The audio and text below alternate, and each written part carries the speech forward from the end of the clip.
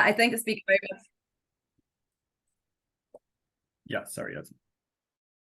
The Zoom is entirely in Dutch, which keeps on being threatening. Cool. I now call on the leader of the opposition to open the opposition case of this. POIs audibly, please. My Zoom chat doesn't work that well.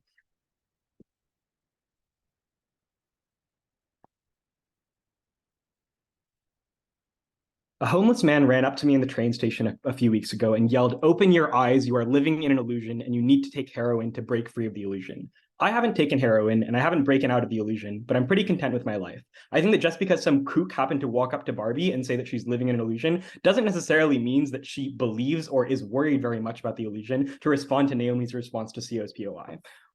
So two broad ideas in the speech. First, why life plastic is so fantastic, and why even if you have one off day, you're likely to be quite relatively content with your life and believe that you can make your life better. And second, why leaving then is scary, because it means that you would be shattering your understanding of the world and would leave yourself with a scar that Barbie is just afraid to do. So first, why is Barbie's life quite good? Or why is Barbie, despite having that not perfect life for the info slide right now, still prefer this world? Because everyone has an off day and they're 9 to 5. And just because Barbie happens to feel sad one day doesn't mean she hates her life so much that she wants to leave. Barbie probably believes that she can make her world perfect again, or make her is quite optimistic about her world and her ability to make herself content within this world for three reasons. First, because per OG, Barbie perceives herself as being extremely capable in this feminist utopia, which means she believes that she can make her world better and make herself feel more happy. So contentment is probably something that we get on our side. Second, because she has friends, and she has friends in this world, and she has other support systems to fall back on, and her loving partner of Ken. And third, because she the world itself is designed for Barbie to have a good time. It is a perfect world that is designed for Barbie's dreams. And so Barbie is likely to believe that she can make herself content within this world if she stays. On their side, though, Barbie's probably quite scared, and just because she believes she is capable does not mean that she wants to venture out and risk it in this other world. And the reason why she doesn't want to risk it and go to this other world is because going to this other world would shatter her conception of what the world is. I think Barbie's optimism only applies when she's in a situation that is a situation that has certain factors that she's able to understand, i.e. that every single situation that Barbie has experienced so far has been within the world of her dream world, where she has Ken, where she has all of her other Barbies around, where she has all of the world that she grew up in is the world that she is living in. Whereas in this other world, there are two things that shatter Barbie's conception of the world and put a scar onto Barbie, which is why Barbie would be extremely terrified of it. First, the world itself is fundamentally different. If you leave a world and break out of the simulation, you're opening yourself up to being in a world where the physics engine is different, or people might move differently. People might not look the same as everyone in this Barbie world. Fundamental social hierarchies that exist in this other world would be different. We know that patriarchy exists in our world, but it doesn't exist in the utopia that is Barbieland. We know that the Barbie world is perfect and built for Barbie, but this other world is extremely scary because it isn't built for Barbie. I think even if you don't know very much about the real world, you know that the world that you have been living in and that you have grown up in is one that is designed for you because your name is Barbie and the world that you're living in is called Barbieland or Barbieworld. I don't remember what it was. And so you can probably intuit that the real world has very different isn't built entirely for you, and you're probably quite scared about leaving and shattering your understanding of reality. And so the thought experiment for this is that there's a reason why we don't tell young kids about wars and about war crimes and about tortures and things like this. And the reason is because Barbie has grown, is because these people's understanding of the world is not yet developed enough or built in a way that it can support this additional piece of knowledge or this additional this really scary understanding of the real world. When you break out of the simulation as Barbie, breaking out of the simulation as Barbie is extremely terrifying for you because it would shatter what you perceive to be real, or the truths that you perceive to be universal. And so this is why Barbie, like in the movie, she malfunctions as soon as she goes to the real world, because she doesn't like know what patriarchy is and what these other social orders that she took for granted in the past were. And I think this flips the curiosity case from Barbie, because Barbie might be curious, but she is equally skeptical of what a world that could could break her would look like. And the second reason why this would shatter your understanding of the world is because you are not sure if the real world is actually the real world. Before I get into that, I'll take a POI from closing. So should we never teach kids about war? No, I think we should teach kids about war when they are like ready to hear from it. I don't think I should tell a 5-year-old about particular tactics of torture and like how people like mutilate bodies in wartime and those specific parts of war crimes. And I think in the same vein, like kids are also afraid of hearing about these types of things. And Barbie isn't just like a normal person. Like the Barbie that has grown up in Barbieland has lived in a world that is perfect and designed for her in the same way that a child would grow up, playing in a sandbox. And I don't think that, I think it would be like pretty terrifying for you as a child to have someone run up to you and like, I don't know, stab someone right in front of you, or tell you about like these war stories or like about, social orders that don't match with your understanding of the world. And so that's why Barbie probably wouldn't choose to do this. And the second reason why is because you're not sure if the real world is the real world. If Barbie stays in Barbieland, she might be skeptical because this crazy person ran up to her and said she's living in an illusion about whether or not she's living in an illusion. But if she actually breaks out and goes into the real world, she is forced to confront that she was living her entire life in an illusion. This also shatters your entire understanding of the world because you like everything that you just like every preference that you have that you understand to be your own is actually one that is built on truths that you believe to be universal within that small simulated reality that you once grew up in. But those truths are when you like shatter that understanding of what like the fundamental like meanings are in the world, you're like not sure which truths to believe in, and you're always going to be skeptical about what is real, whether or not I'm in the real world, and you're forcing Barbie to have this crisis of identity. And additionally, if Barbie does leave to the real world, maybe she can return to Barbieland, but understanding that there is a realer world than the one that she is living in would mean that she could also believe that the real world has an even more real world and is another layer within another simulation, and that could be in another layer within another simulation. And it would be naive for Barbie to believe that leaving for the real world means that she is in the realist world. So when Barbie starts conceding to that little voice in her mind that's saying you are living in a simulation, that also means that she's opening the floodgates to other inner thoughts that would mean that she continuously questions what it means to be reality. This flips the curiosity case, because yes, you might be more curious, but you also believe that everything that constitutes your understanding of the world is breaking down and doesn't actually exist. You're not sure who you are. You're forcing yourself onto a crisis of identity that's far worse than believing the world is a little bit less perfect. Thank you, but for all. I thank the speaker very much for this very fine speech, and now call on the Deputy Prime Minister. Here. Can everyone hear me? Yes. Cool. Starting in 3, 2, 1. Panel, yesterday I left us far early to go watch the Barbie movie. Let's do this. Several things in the speech. Firstly, why you have received irrefutable evidence that the real world is real and Barbieland is an illusion. Secondly, responding to fear and explaining why our case already preempted that. But finally, explaining why it is unlikely that you miss your friends, and why saving Barbieworld in their interests is more important. Firstly, why do you trust weird Barbie? Firstly, you already deal with the irrefutable evidence every single day of your life. When you are used to your feet being comfortable in heels, when you are used to not falling off of your roof, when you're used to having nice food for breakfast and sleeping well and not having cold water in your shower, it is likely that every single day you realize, Barbieland probably is an illusion. Things were perfect before, now they are not perfect. You likely, this is something that you are confronted with every single day. As a consequence, I think you are likely to believe it. Secondly, Outcast Barbie probably just showed evidence to you. The info slide says that you find out it is false. This implies belief. Opening opposition can't just wave away the info slide and pretend that it doesn't exist. Consequently, this means that it is unlikely that this is a burden that we have to prove, right? Because ultimately, you already have evidence that Barbieland is an illusion, or at the very least is controlled by some higher power, some invisible hand. But secondly, you are probably curious about it. You realize that Weird Barbie is probably onto something when she talks about this. You realize she's probably not making things up or talking out of her out for rear end. As a consequence, it is unlikely that you believe, oh, it's probably all made up anyways. Thus, I think the opening opposition's main attack towards our case, that oh, it is probably not a simulation, therefore it's fine, doesn't fall, right? I think it is likely that your conception is already shattered. But I think this is specifically important, right? Because insofar as Barbie's conception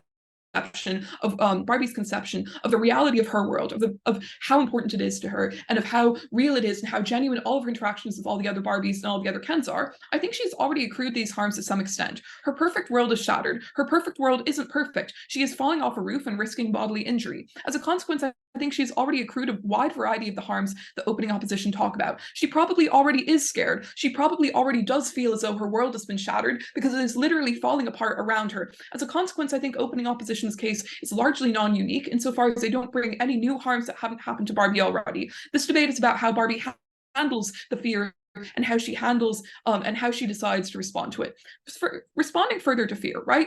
Look, I think that Barbie has a limited understanding of the real world as conceded in opening opposition. She basically thinks it is her world, but with less pink. This is because she has no framework through which to understand the real world. Barbie doesn't understand patriarchy. There's a female president, there's a female Supreme Court. She doesn't think that this is something that is ever likely or something that is ever likely to she doesn't think a patriarchy is ever likely to occur. She doesn't perceive the real world as a place where she has no power because she doesn't understand what that is. That is not a system that is surrounding her. She's thus likely to believe that the real world is just her world, but with substantially less pink paint, right? Secondly, though, Barbie is surrounded by a variety of fearless, empowered women who consistently go out and do things. They win Nobel Prizes in physics. They go out and they become the president. As a consequence, I think that because from the moment Barbie has been put in Barbieland, every single day, forever and ever, she is inculcated with a wide variety of narratives that tell her you can do anything, you can be anything, there's nothing that is ever able to stop you. I think that sure, Barbie might feel some fear, but she is likely motivated and incentivized and believes that she can overcome the fear because she is told from the moment she has entered Barbieland and is told every single day that she can overcome this fear. Thus, even if Barbie does feel some amount of fear, I don't think that the fear is likely to be something that is so pervasive that it paralyzes Barbie, that it means her path of least resistance is to stay in Barbieland, to stay in Barbieland. I think Barbie's more likely course of action is to believe I can fix this, I can save this because I can do anything. As a consequence, I think Barbie is less likely to be afraid and more likely to go out and save Barbieland. Right? Look. Ultimately, I think the opening opposition's harm, i.e., you are terrified because you realize maybe the real world is also a simulation, or maybe my world might not be a simulation. I think those harms to an extent have already accrued. Barbie is already questioning her reality to some extent.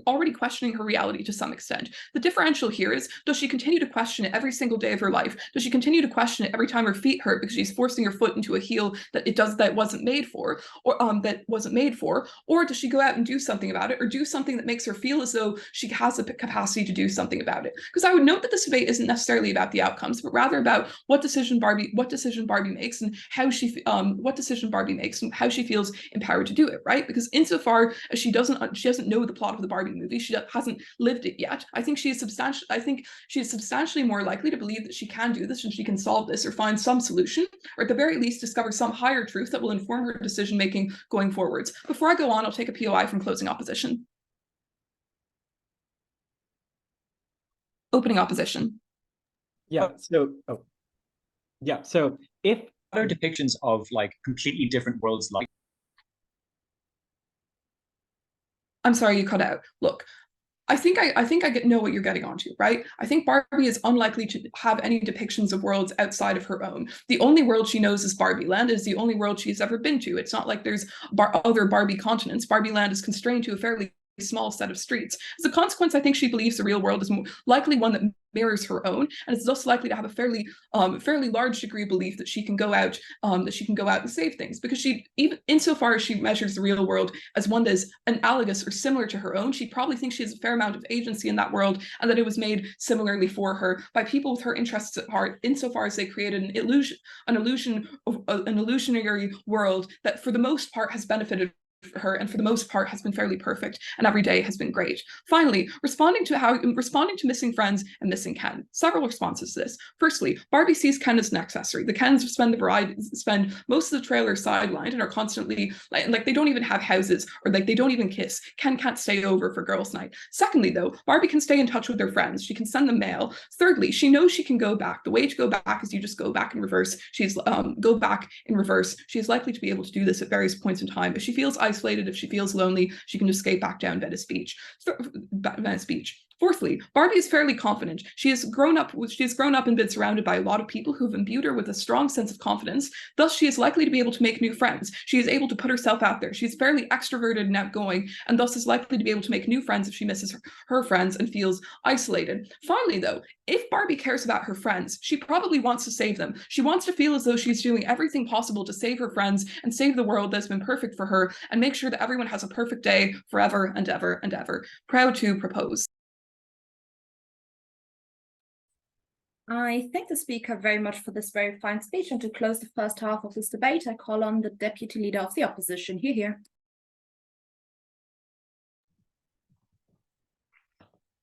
Okay. We're going to win this debate. And the reason we're going to win this debate is because Ari gave a lot of exceptional analysis that I don't think got sufficient response. He's everything, I'm just Ken. Firstly, just some setup. Firstly, actor motions are based off of restrictions on the information available to the actor, yes, but not the cognitive biases associated with that actor, because we're debating about what's in their interests, right? So whether she feels confident about this decision is not something that's actually relevant to the debate. It's in the New Worlds Manual, and it's been in the New Worlds Manual for a long time now. Secondly, it's about their interests. It's not about a predictive function. It's not about what Barbie would do, but what is in her interest to do as per the Worlds Manual as well. Third thing, as per imperfections, we give no idea of the scale of these imperfections from opening government because it's not information that they could prove. It's not in the info slide. The only thing we hear is when Naomi says, oh, these are new and therefore you're not familiar with dealing with them. So even small things seem pretty significant. This obviously is something that goes away over time, because if they're new now, then you become familiar with them as we do in the real world, and therefore they're not so significant. No analysis as to why this kind of thing is likely to increase going forward into the future. No analysis as to why it can't be solved in Barbieland. No analysis there. Two clashes. A, solving the crisis, and B, quality of life. For solving the crisis, I'm going to be charitable, and I'm going to go with opening government if it's subjective. If it's based purely on Barbie's subjective evaluation. Let's go through this. Two things. Firstly, there's no reason to believe that she attributes the imperfections of her world to the illusion failing. They did not give analysis for this. You cannot credit them for it. The reason why she's unlikely to do this is because she has a perception of agency in the real world. She does things that have cause and effect. In Barbieland. She does things, they have cause and effect, they influence decisions. So all the prior imperfections she has attributed to this kind of thing. Secondly, she has a perception of capacity in her world. If things go wrong in her world, she has solved them. Thirdly, she's helped people before, likely. If it's a perfect world, people probably help each other out. Fourthly, all prior imperfections have been fixed before the recent slew of imperfections. So her conception of imperfection is that things can be changed in those worlds. And fifthly, the conception is that things just will work themselves out. So even if she doesn't think that she can fix them, she will believe that they will be fixed in some nebulous sense. Second thing here, there's no reason to believe that she thinks that she can fix it. Quote Naomi, she cannot consider or understand the magnitude of the differences in these other worlds. Therefore, the rational thing to do is to believe it's similar. Quote Naomi, this debate is not rational. It is subjective based off of her conceptions of things. So we can't just defer to what she should rationally believe, but what she is likely to believe if their claim here is true. And the unknown, as I raised in a POI, is often associated with fear. It's Lovecraft, it's cosmic horror, it's the fear of the ocean, it's the historical depiction of faraway lands. Every association we have with the unknown historically has been of one of fear, trepidation, insecurity, not wanting to deal with these things. So there's no reason to believe that her reaction to this would be that it would be similar and therefore she would be confident, but rather it is a fundamentally different thing. And furthermore, if she does indeed attribute, as opening government say, the unhappiness and imperfections of this new world to the failure of this illusion and to the relationship with the real world, then if that fear is something that exists, she's likely to attribute the real world as being totally imperfect, totally horrible, etc. That is the origin of these things. Therefore, her conception of this world is likely to be one of massive fear of things being fundamentally different. And there's no reason to believe, just because she's been confident in her life thus far, that she will be confident with this. I'm a pretty confident person. I don't think I could go to space and be an astronaut. I don't think, or even if she could be an astronaut, I don't think I can solve climate change on my own. I'm only just one person. Therefore, two things are important about this. Firstly, there's no reason to believe that she can solve the crisis. All of opening government's case, apart from the reality stuff that I'll get to later, is primarily based off of solving the crisis. They give no analysis, they give analysis, but refute the analysis on why this would be the case. So that can't win the debate. Secondly, here's something really crucial. So her ability to solve the crisis is objective, and that's about her interests. But the avoidance of fear, that subjective thing, is an interest itself. So the fact that we can avoid this fear, stick in the comfortable world, stay with what we know, is a value in itself, even if you adopt the correct frame of how active debates should be judged. So we win on both of these clashes. So with that in mind, I'm going to move on to quality of life. But before I do closing, I'd love to hear your extension primarily. Okay. Forget the illusion, the crisis, everything. Would you prefer to live in a world with fear, with risk, with all of this? Or in a world that's perfect forever and never changes? Yourself. So perfection does not necessarily equate all things are good all the time. Perfection means perfection. So if a better world is one in which does have some degree of risk and that kind of thing, that's likely to be the Barbieland. But also your conception of these things changes, right? So risk to her, as for open government, right? The risk to her in real life is like not having coffee beans in the morning and having to go to the shop to make coffee. Because those things are subjective and relational, that's the thing that's likely to exist. So quality of life. 4 claims here. Firstly, on social relationships. Barbie likely deeply cares about those she loves, as all people do, and those attachments are something that significantly matters. And you want to stay with them to help them and to live that life. Opening government give 2 claims on this that are not proven. They say, firstly, you can maintain a long-distance relationship over mail. I don't know how the US Postal Service is, but I don't think they can send mail between realities. No analysis. Secondly, they say you can return. Why? Is the same thing in the info slide? It's not in the info slide. It might be in the Barbie movie. I haven't seen that, and you haven't, as per the info slide. So there's no reason to believe that you can return. And Barbie has no reason, can't base her entire decision off of whether she could potentially return at some point into the future from this cosmic world. Secondly, cognitive shattering effects. We got no response from this. We say a fundamentally different world that is completely different. The laws of physics, all social relations, etc. And again, she has no reason to believe this world would be fundamentally similar. That can't be proven. It's something that is significantly different to you. And that can cause significant shattering effects to your psyche, right? And that's something that we proved. And the only response is that it would be similar. So we proved that it was that she might not believe it's similar, but that she's good reason to speculate that it could not be, and she would err against that. That must be the claim in the debate. Finally, we say it's a Caito hazard, right? If other claims about truth are real, then what's better to do? On our side of the house, you can opt into unreal things as we do in real life, right? I follow football teams. I don't think I'm part of the football team. I watch movies and I cry when characters die, even though I know the actor hasn't died. We can opt into unreal things and find meaning and associations in them. In their world, they say, no, we must find truth and constantly seek that out and out and out and to no end. Because if you think that this world is a layered reality, what if the new world is not real as well? It shatters yourself. Thirdly, on your worry for your life, and also not only that deals with the claims on the stuff to do with the sense of reality.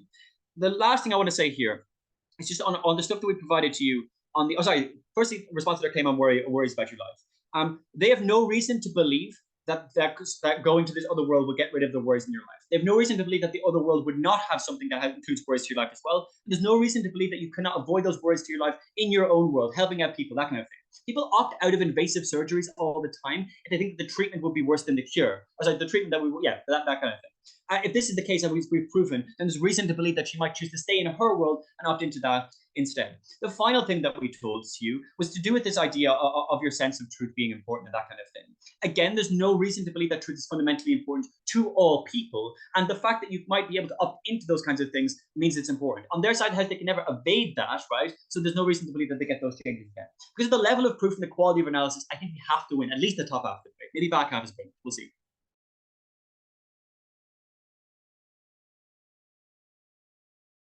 I thank the speaker very much for this very fine speech, and to open the second half of this debate, I call on the member of government. You hear? Am I audible? Yes. Okay. I am going to start my speech. She's Presley. Okay.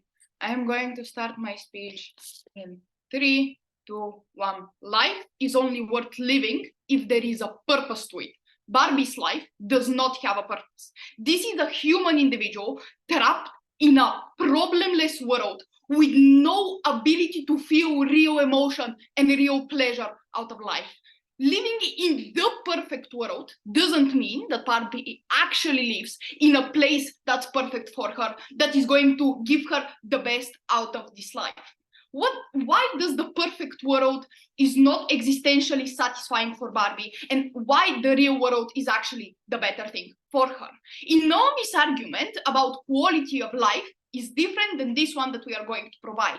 Why? Because it's uncomparative, the OG's argument. They say you're going to be in danger in the Barbie's world because you fail and the Barbie's world is becoming not so perfect anymore. But they never explain as to why you will not be in danger in the real world and as to why the real world is better. They never give analysis as to why it's practically better for Barbie to be in the real world. That's why it's uncomparative, and that's what we are going to solve, and many more things. We're going to prove as to why it's mentally better for her to be in the real world. Why the perfect world is then not existentially satisfying for Barbie? Firstly, there is no change within Barbie's world because that age that they're in does not change. With different ages, different experiences come. You need to be able to actually conceptualize aging, for example, and the beauty of seeing the laugh lines around your mouth, experiencing and knowing that you have laughed.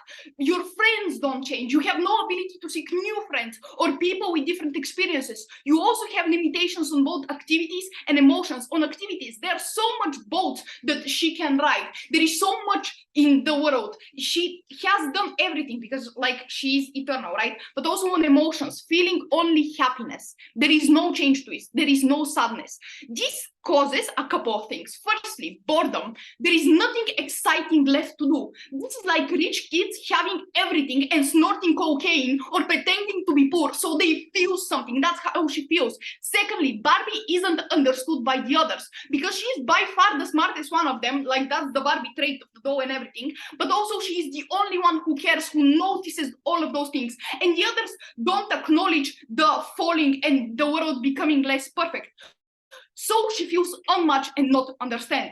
Thirdly, she can't live a fulfilling life. She can't have sex. She can't have children. She can't do drugs, can't drink alcohol. And it's such a biological thing to want a baby, the baby fever of a woman, because you're human, your body wants to fulfill its purpose. So she has the urges to have sex, to take risks, but she never can. So that's why we think, fourthly, I think, you also can't die. Meaning, this fundamentally changes her life because there is no fear of death, no point of doing anything, because the fear of death is what actually causes and drives humans to do whatever they do, drives us to have experiences because we want to remember this moment now when we're old, the stimuli for us to have an experiences. But secondly, living forever is just a psychological torture. For you to have no ability to end it, maybe right now she's content. In 100 years, who knows? Meaning that she's trapped in living this again and again and again and no ability to end it. And fifthly, she has no problems. Sure, she could have some problems to solve in her day-to-day life, but there are no stakes and no consequences because she can solve everything. Thus, she has no fear of failure. She has no stakes of dealing with the problems. The bottom line here is that the real world can be the world that she lives in can be seemingly perfect, but it's actually pure torture for Barbie. Then, why is the real world much better than the perfect one for Barbie psychologically? We can see it to all. There is patriarchy, there is danger, all of those bad things happen. And that's good. We humans crave this. Firstly, she understands the value of emotions because being always happy and having no comparative for sadness means that you do not value happiness. You actually don't understand happiness. We humans value happiness, strive for happiness only because we know how painful it is to be sad. And when achieving success, you can't enjoy it if you have not felt the sorrow of failure, felt self-doubt, felt pain. That is why we believe that bad emotions are good. They make us value the good ones, but they also make us feel happiness that we have never experienced before because we can see the comparative. That's what Barbie is missing out on. That is why Barbie is a person, as per the CA chat, with the natural crave for those emotions, but they're always rejected to her, and we don't believe that that should be the case. And I think that Either she stays in the real world or she comes back to the Barbie world. We both win those cases because if she stays, she can experience all of this. If she comes back, she can now value the happiness that she has within the Barbie world and actually understand what it stands for. Before I continue as to why she never has to deal with problems and why it's so important to deal with problems, Dylan, go. If imperfections give life meaning, then OO wins the debate because these imperfections slowly trickle in and she can adapt and make meaning out of them rather than cognitively shattering by facing every evil of the world at once. Yes, but the imperfections that happen within your world are not acknowledged by everyone else besides her, meaning that she feels like she's crazy and like there is some kind of mental problem, but also you cannot die. I have so many more reasons besides imperfections that you need to take down, and I'm sorry, but you can't. Thirdly, problems in the real world and is what gives purpose to people to solve problems. A very good example of this is the TV series The Good Place, where people have no purpose and they want to actually die if there are no problems to solve. Because firstly, this is the reason we evolve, but this is also the reason we live. Barbie craves problems just like every other working person craves work on the 7th day of the holidays that they're on. This is an existential need that we need to fulfill. Then why is the mentality of Barbie more important than the physical activities that she do or the physical danger that she's in? Because firstly, all physical experiences are valuable insofar as we mentally like them. Physical safety is bullshit if we don't care for it. But secondly, mental pain is much more dreadful than physical, because physical is just biological, but we humans are beyond biology. We have the ability to conceptualize an existential pain, knowing that your own existence has no purpose. That's what actually makes you want to die. For all of those reasons, vote CG. I thank the speaker very much for this very fine speech, and now to bring the last team into the debate, I call on the member of the opposition here. Well, can I please confirm I'm clearly audible? Yes. Great. Starting in 3, 2, 1. I'm going to do 2 things in this speech. First, explain why the other teams are out. Then I'm going to win on my metric, and then everybody else's. First, flipping closing government.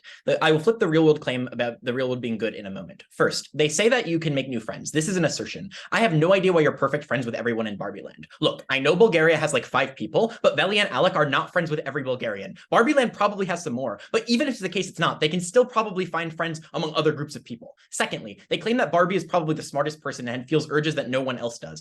Firstly, if she feels urges no one else does, it's probably the case that she can still bond with some other people, like the second smartest person or the person who feels those urges to the second strongest degree. It's unclear why her experience is unique. Thirdly, just because you lack one common interest with someone doesn't mean you can't bond with people. Naomi and Harish are still friends. Even though Naomi likes bubble tea and Harish doesn't, this suggests that you can still bond with people over other shared common interests. Their final claim is that the fear of death is good. I'm going to hammer them over the head with this concession in a moment, but note that most people throughout history believe they would live forever in an afterlife, and the fact that most religious traditions conceive of ideas of life after death and things like this, specifically because most human beings have an inbuilt fear and terror of this kind of thing, means it's probably the case that most people don't live more happy lives as a result of death existing. But even if that's true for some people, this is a fundamentally subjective claim and not everyone believes this, so I'm unclear about the scale and degree of impact. Barbie could be this way, Barbie could not be, we don't know. What does opening opposition say? Opening opposition says you have alternate coping mechanisms and that the fear of leaving is bad. We're going to extend past this in 2 ways. First, we're going to explain on balance of incentives why psychologically Barbie ought not go out of Barbieland.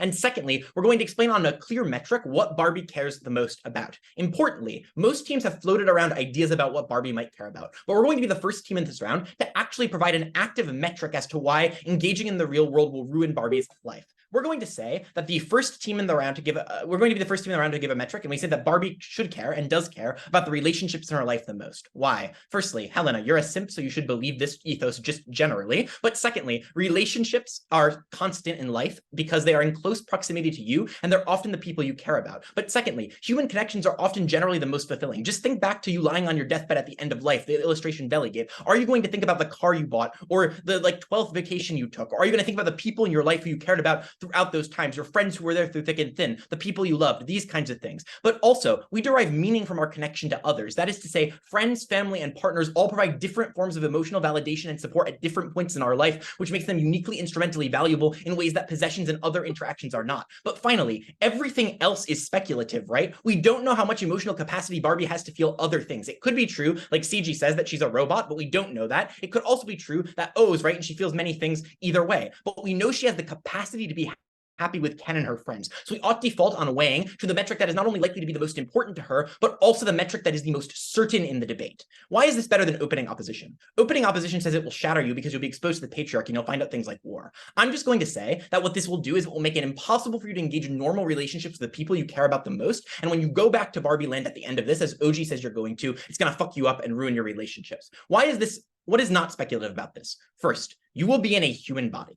Panel, imagine the cognitive dissonance of feeling perfect all the time or feeling good all the time, and then discovering suddenly you can be injured, discovering you have human health concerns. Now you sneeze when exposed to allergens. Now you get tired when you exercise too much. Now you can feel physical sensations in addition to emotional ones. I think this is incredibly disturbing, almost as disturbing as the fear of finding out about death, which is what you're likely to find out about. What is the impact of this? Firstly, you are incredibly traumatized by this. The reason this is bad is because it is hard to invest in relationships with others if you are traumatized. Whether or not you can communicate by Ken via long distance post, or whether or not you're able to communicate with your friends back in Barbieland when you go back, it is far, far harder to connect with people once you have had this kind of experience, because it's an experience you cannot explicate to other individuals. You cannot explain to them what you experience outside. You can't bond with them before you leave over your shared obsession with this. And thirdly, no one else likely believes the homeless Barbie for exactly the reasons opening opposition says, that it's just so unlikely that you're just going to believe a random person on the street telling you the world is a simulation, and most people are inclined to discount this in the real world and probably also in Barbieland. So on weighing, this is something that takes you out of the common zone of care of your friends, and it's also something that once you leave is something you cannot explain back to them. But more importantly, it's also traumatizing just individually. So if you believe the most important thing in the debate is a different metric, that is just the emotional health of Barbie genuinely, if you believe opening government is right, that the most important thing in this debate is mitigating trauma and harm to Barbie, right? Because she really doesn't like the experience she's having in Barbieland now, I've proven that the scale of trauma, of the cognitive dissonance she feels about facing human health concerns, the fear of death and things like this is far, far worse. But secondly, you have no coping mechanisms outside.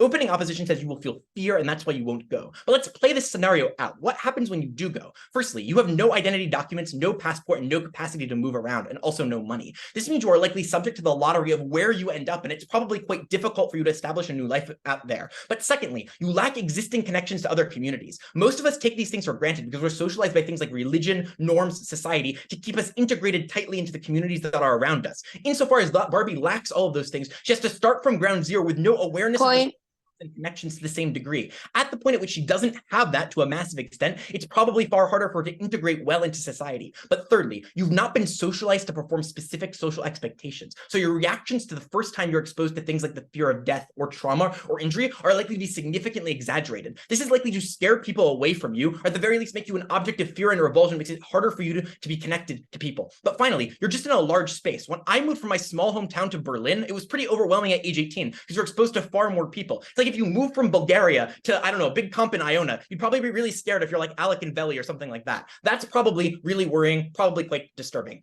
Before I get into explaining why you can't integrate back into Barbieland as well, I'll take closing. Yes, kids do it all the time. All the time they're exposed to new feelings and experiences. How the fuck do you think they handle it?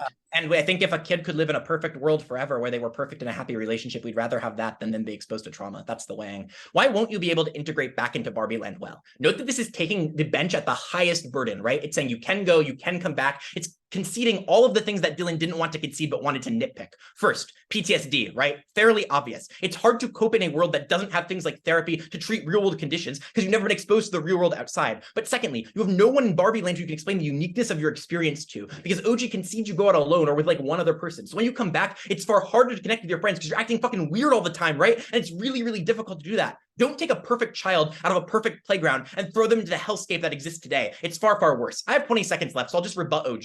The biggest response to them is that it's not enough for them to run Barbie can't conceive of problems in the real world, therefore we should make this decision. The burden in actor motions is to prove its subjective interest of the actor. And OG claims that Barbie's worldview is net optimistic and she'll have an optimistic view of the world outside, but that's obviously not true because Naomi concedes that the imperfection she experiences day to day carries severe negative weight. What that means is you probably A, won't dwell on the nature of the illusion too much, but insofar as you do dwell on it, you'll dwell far more on the things you get exposed to in the outside world when you lack the resources and communities that we all take for granted to enjoy. Don't take the child out of the perfect playground. Don't throw them to the wolves. Vote for closing opposition. I thank the speaker very much for this very fine speech. And now to close the case for side government, I call on the government whip. Rehan.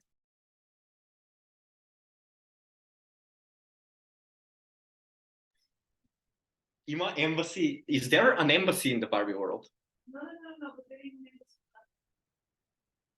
I need my phone. Is there like I need my phone. Is there like a Barbie ICC?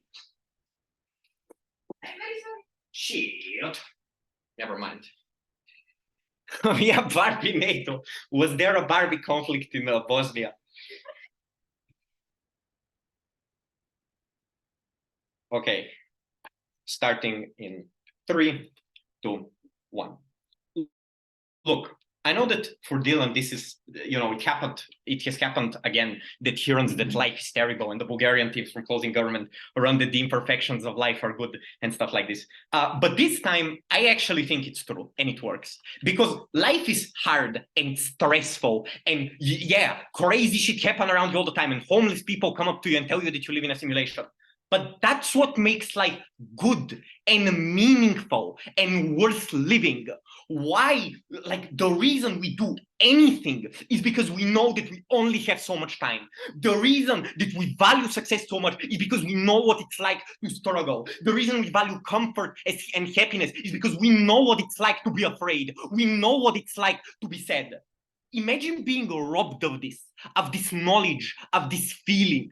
This is intuitively much bigger than many of the other impacts, particularly on top half, given in this sort of particular case, particularly by opening government. Who I'm going to start with first. We're going to firstly, I want to flag about opening government. Loads of their analysis is not analyzed beyond this is in the movie. Like the fact that you come back, no analysis. The fact that the outside world causes this to happen, no analysis. The fact that you can stop this thing from happening, no analysis. They just say this type of thing. I think Yellow calls this out, but we call this out as well. Let's say this wasn't the case. Take them at their best. Let's say they really do prove that you stop the problems in Barbieworld. What's more important? Solving your heel going down or you falling off a roof in a world where you can't die or likely can't even experience pain because you're plastic, or solving an existential problem, an existential dissatisfaction, one that exists with you all the time, one that infects your life at every single point. Opening government at their absolute best never prove why their impact is a big or important thing. Never. We prove why our impact is a big and important thing. We spend a lot of time on this. So on this very basic thing, we outweigh them. Secondly, on the illusion, fake world thing that happened on top half. Here I just want to say, if your life was good and you were satisfied with your life, you wouldn't be thinking, what if it's an illusion? I don't think people operate like this. I don't think the average person goes like, but what if my happy memory with my family is an illusion? No. You focus on the good things that fulfill you, that are far closer to you, that are far more important to you. If your life is bad though, then this argument kicks in. So this argument is logically prior to ours, logically prior to the feeling of dissatisfaction, logically prior to the feeling of incompleteness in this sort of particular capacity. So any analysis about this sort of thing must necessarily, first rely on ours, which is clear best case weighing as why we go over all of the analysis, all of the two main pushes that opening government give in this way. There's some other stuff, but it's very, very tiny in this sort of way. Now, what do op benches say to challenge us? Firstly, what do closing opposition say? Closing opposition say, but you can make friends in Barbieworld too. Yes, but there are only so many friends you can make. There are only so many things you can do. Note, you will never break up with Ken. You are locked in forever, for as long as the Barbie world exists. It's operated like this sort of capacity. It's an eternity in you. You're surrounded by people who will always be surrounding you. So it's not the same thing. And this is very crucial. Even if you can find friends, you never need new friends because there's never a new you. You never change to necessitate new friends. And here's the problem though. This is a bad thing. It's a bad thing to never change. It diminishes your other experiences. It diminishes your satisfaction. It diminishes all of these types of particular things. Secondly, they say, but the fear of death is a terrible, terrible thing. Here is what I'll say. Many, many people cope with the fear of death very well. Many people, sure, they believe there could be an afterlife. Barbie could also believe there is an afterlife. But the belief that your time on this earth is finite, most people are able to cope with. Like Barbie could get religious too if she really can't cope with it all that much. It's a good thing.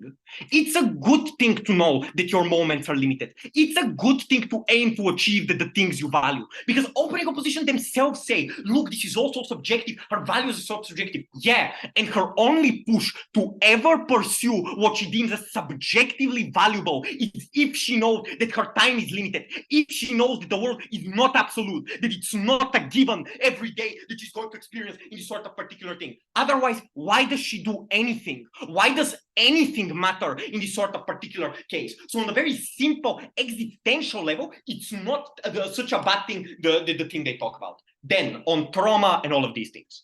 Opening talk physical trauma, closing, the opposite. Opening talk emotional trauma, closing talk physical trauma. Here is very simple. Babies exist. Babies experience new circumstances all the time. They say this is different. I don't understand how it's different. Babies never had a basis of comparison for suffering, and it's difficult for them to experience it, and it's difficult for them to cope to it.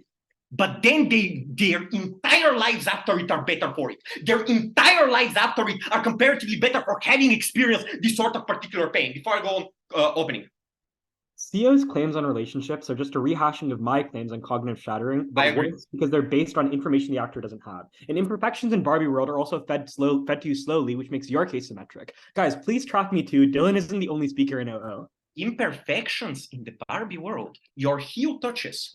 Is this the big imperfection that's going to drive your life to live well? Oh no, it's so terrible. No, you need all of this. Velina says has no stakes. It doesn't matter. It will never end. Your coffee beans will never not be full, even, or they might be, but only a little bit, one day at a time in this sort of party. You need real challenge, real problems in order to live your life in a way that is good. You can't just say there's some degree of challenge if it's teeny tiny, non-existent in this particular case.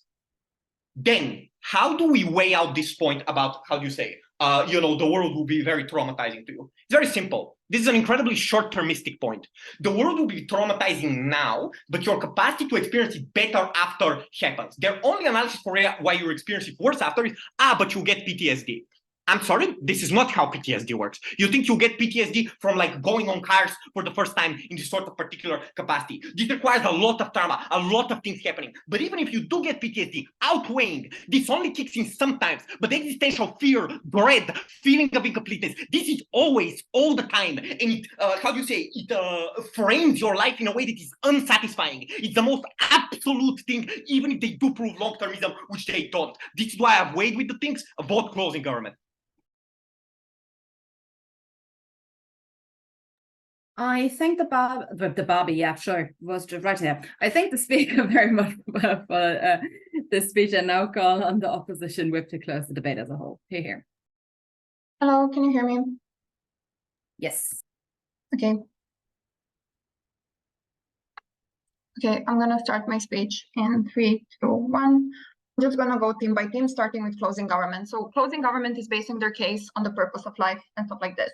The base problem with this argument is that, firstly, this is based, their entire argument and all of the analysis is based on human cognition of life and the purpose of life, which is not even relevant for all of the humans. The reason why humans have developed this sort of cognition and this way of like coping with hardships, to say that like hardships are an important part of your life and this is, what is driving you and giving you purpose and all these sorts of things, was to survive. This was something that was essential narrative and essential coping mechanism for humans to be able to survive, which is not something that is applicable for Barbieworld. But secondly, notice that not even all societies have these, like conceptions. Like there are literally like tribes that like didn't have any problem in the world, that were just like hunting and gathering, and they thought that their only purpose in life was just like to like exist and be pretty like a vegetable or whatever. I presume the same is with Barbie. So this is not something that is inherent. This is a concept of capitalism and societal narratives that are not applicable in the Barbie world. But thirdly, Barbie is Barbies are probably wired to enjoy the Barbie world and to like want to be happy all the time and all these sorts of things, because this is the only way for them, to survive and not to go into existential crisis. There is a reason why not all Barbies were, like questioning, why am I so happy all the time? Why is everything so perfect all the time? And stuff like this. This is why, and probably this is not applicable. But lastly, as per the info slide, Barbie probably isn't existentially dissatisfied. If every day is party and she's happy every single day, she's probably not going through any kind of existential crisis and stuff like this. Secondly, they say, like drugs and alcohol and all these sorts of things. Do you know what is worse than never trying cocaine, trying it once, getting hooked on it, and never being able to try it again, because this is probably likely going to happen on your side. So once you go back, which is likely that like once you go back to the Barbie world, you are going to crave things that were like that you liked in the real world. For example, like you are going to remember how it was to have sex and you are unable to do it now. You're going to remember how it was to, how you say, like drink alcohol and all these sorts of things, which means I'm flipping their argument against them. Okay, now on to the opening government. So opening government says, firstly, you can come back. And this is also the reason why we are extending over the opening opposition, because we are dealing with the scenario that once you actually do come back, we prove to you that like going out and coming back is going to fuck up your Barbie world. But also secondly, your experience in the outside world is going to be so horrible and so traumatizing that it's going to be a net harm, which is not something that is in the interest of an actor. Firstly, they say, and this is how I'm gonna like co-opt their characterization of Barbie against them. So basically they say that like imperfect, that like Barbie is like like traumatized by all of the imperfections, by flat feet and all these sorts of things. This is going to be worse in real world, and this is why you don't want to go to a real world as a Barbie, because okay, you don't have a lot of information about the outside world, but presumably you know that the reason why Barbie world is perfect is because it is a simulation, which presumes that real world isn't as perfect, which means that you can reasonably assume that all of the imperfections that you're facing right now are going to be significantly worse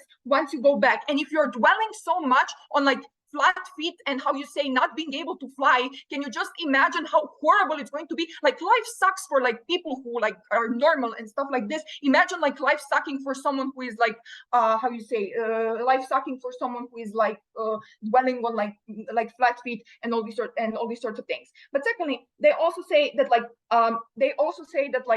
you have this that she's a girl boss and she's gonna perceive herself as capable. She isn't. You perceive yourself as capable when you are creating things for yourself. Like Barbie doesn't have a job. She didn't build a house. Like she wasn't able to create anything and to be able to say, oh, I actually did this. Don't verbally interrupt. Oh, I actually did this. Therefore, this is something that is construct of my, work and all these sorts of things. Then they say that like, you're going to be scared because your existence can cease to exist at any moment. Yes, when you go to the real world, your existence can cease to exist because you die, which is horrible. And this is something that's like much worse. This argument is not comparative. Then they say that Then they say that you are going to you're going to trust the outcast Barbie, and all these sorts of things. And this is why you are not going to like question or fear. But we are going to tell you that even if you do trust the outcast Barbie, there are going to be reasons why you are going to fear the outside world irrespective of that.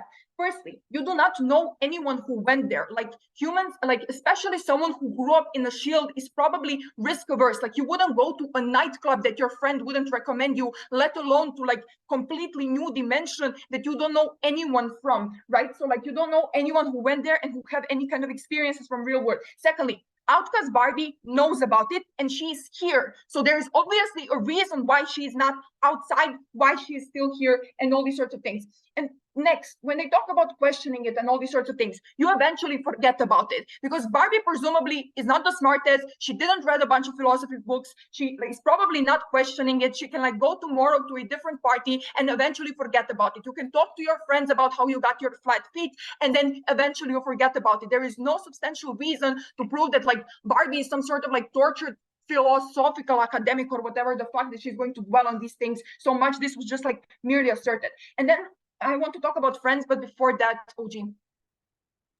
The info slide never says that you change into a human body per CO or that Barbie has human DNA per CG. Barbie is Barbie and stays Barbie. And even if you have slight trauma, you can talk to people who love you, and it's most important to try and save them.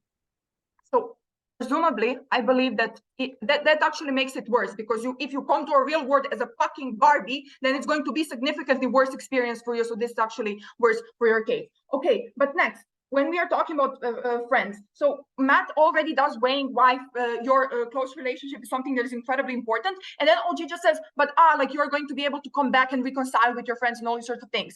When you're going to come back, you're going to be different. You probably saw something very bad. You probably have experienced some kind of depression or some shit like that, which means that you're going to be treated weirdly when you come back because you're not going to be as happy all the time because you saw something like traumatizing in the real world. And then everyone is going to find this is freaky. Like, there is a reason why outcast Barbie, who is the only Barbie that knows about real world, is an actual outcast, and all these sorts of things. But secondly, I want to talk about coping mechanisms, because the thing is that outside you are going to have less coping mechanisms. You're a doll, nobody knows you, you don't have papers, you don't have records, you don't have friends, all these sorts of things. We are proving to you that outside the scale of harm is going to be significantly larger, and you are not going to be able to cope with these harms because you do not know how, you do not have coping mechanisms. While the scale of harms in the Barbie world is marginal, you will be able to cope with them. Vote for us. I thank the speaker very much for this very fine speech. I ask everybody to please leave the room. We will be back in about 15 minutes with an OA, as this is an open round. Lovely. Thanks, everybody. Helena, I'm going to try and give you permission to record the OA. Please, no, I don't want that. Marina, Okay, can you stop the recording, please? yes.